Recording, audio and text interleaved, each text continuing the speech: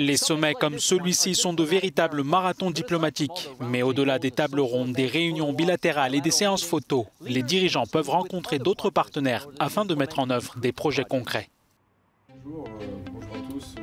À Bruxelles, le ministre des Finances de la République démocratique du Congo a signé un accord avec un cabinet de conseil et l'Agence française de développement.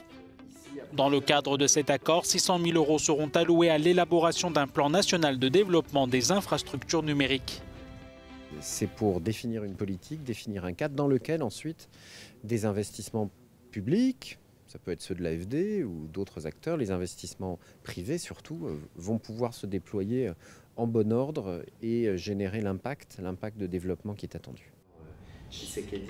Selon le gouvernement congolais, cette transition numérique profitera à plusieurs secteurs d'activité comme l'agriculture, qui est vitale pour l'économie du pays. Ce que nous devons d'abord faire, c'est de remettre l'agriculture à sa place. Elle est en train de reculer parce qu'on est un pays minier, etc. L'ambition du gouvernement, c'est d'inverser les choses, c'est de faire en sorte que l'agriculture et l'agro-industrie reprennent sa place.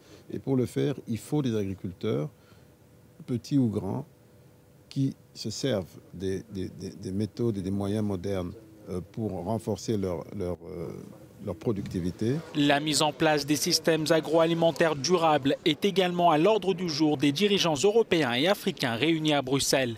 La famine et la malnutrition restent endémiques dans de nombreuses régions du monde et le développement de nouvelles méthodes d'agriculture nécessitera des changements importants.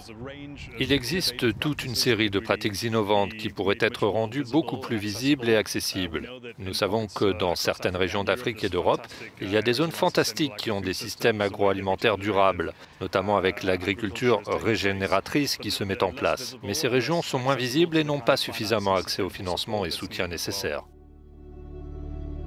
Mais le temps presse. L'aggravation des effets du changement climatique se fait sentir sur tout le continent africain, mettant davantage en péril la souveraineté alimentaire, qui pourrait mettre en danger des millions de personnes.